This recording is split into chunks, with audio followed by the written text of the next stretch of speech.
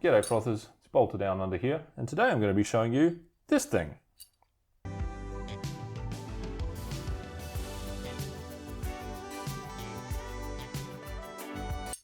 So this crazy contraption here is the Raumer Ring Safety 13. Very cool name. So basically what it is a giant quick link slash carabiner that you're meant to be able to open by hand and thread your rope in. So it's kind of like having a fixed carabiner on your anchor, but I don't know, for some reason they just decided to go for this. Maybe these things have a little bit too much risk of unclipping the rope. Maybe screw gate carabiners themselves just don't last very well on the wall. But either way, whatever led them to this decision, I think it's a really cool little piece of kit. If you're in Australia, you may have seen something like this. If you're not in Australia, you've probably never seen these things. These are bolt plates, which we use for our carrot bolts around here, which are hopefully, becoming a bit of an endangered species because they are freaking horrendous.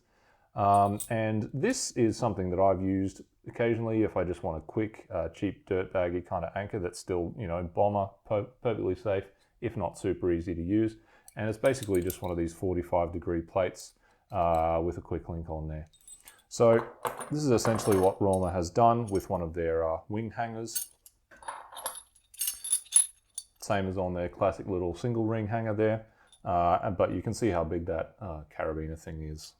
So it's got a nice generous nut on here, so you can theoretically use it with one hand, but the immediate problem I see with this is that if you have these on a crag, people are going to be doing these up way too tight. They're going to be just doing what people do and over tightening the buggery out of everything. So I reckon within a week, this is just going to be essentially fused shut, and you're going to end up having to use it just like a closed ring. But you know what? For that week, you're probably going to have a few happy customers, or maybe someone will actually bring a spanner. But this big nut, it's got this nice square faceting on it, so it is big enough that you can just kind of use it by hand, which is really nice. You can see it's shaped like a carabiner, so a nice big basket in there.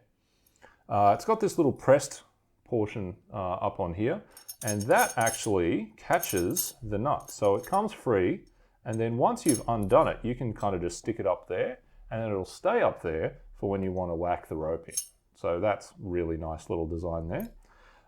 They've also got this, which, just such a clever feature. The captive bar here is only attached at the one end, and that is for when you want to replace this thing, because it's going to wear through eventually. It's only got that one wear point. When you want to replace this thing, you don't need to bring an angle grinder or whatever. You can just bend that out of the way with pliers, bigger ones than this, bend that out of the way, and then you can pull it off. Like, bloody hell, these guys thought of everything. Well bloody done, Raumer, probably Raumer. So yeah, really cool little bit of kit there. Now, being a quick link, it is actually rated to EN 12275 and also EN 362. So they're two connector standards, carabiner standards, and they're going to be type Q, which is screw gate. So they're classed as a quick link for compliance purposes. But that is really good news because they're not just some random thing that's been made up. They are actually complying with the standard, the same as that, a real tried and true, universal connector. So that's great. And other than that, not all that much to say. They seem to have an M10 thread in there. So, same as the metric wedge bolts and stuff, like these guys. Same size as that, so it, similar to 3/8, not that matters. And just in terms of manufacturing, you can see this is quite nice, quite nicely finished. So that'll be turned on a lathe. So they've turned this whole thing down as a big straight piece, and then they bend it into shape, and it just looks really nice the way they've cut that thread on there. So yeah, it's a very nice looking piece. I do hope to get these on the wall soon and see how they go. But for now, let's just chuck them on the woody and give them a shot over there. All right, so I got them up on the woody, 20 centimeters apart, horizontally aligned, pretty standard. So I guess let's just see how easy they are to actually clip. So let's say I just got to the top of my climb here. I'm hanging on, probably a bit pumped. Assuming these are actually going to undo it all, they haven't been super over tightened by some idiot before. You can get them up. Yeah, all right. You're going to be... Okay, so you want to jam them up pretty good, because if that falls shut, drop the rope as usual when I'm climbing. Yep. Oh, okay, so you want to jam them up pretty good, because if that hits anything, it's going to fall back straight down. With a bit of practice, I'm sure you could lift that up. And I'd be asking for a take right about now, because that took a long time. And then do them up. So these are actually, so they're rated to 40 kilonewtons closed and 15 minor axis. So minor axis is often the same as open, so I guess they're 15. I mean, that sort of metal, if it's open, it's definitely going to be taking body weight.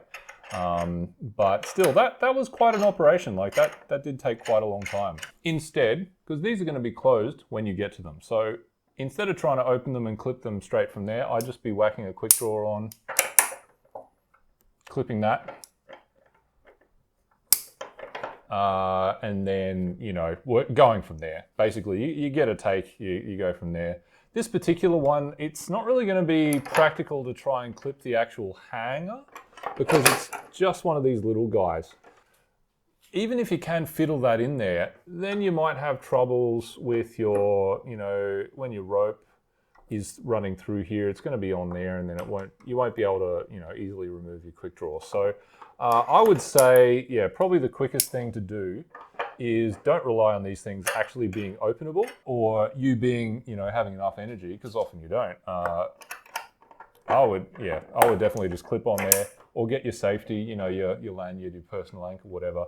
Clip that on first, and then get safe, and then worry about all this. It should be quicker to thread.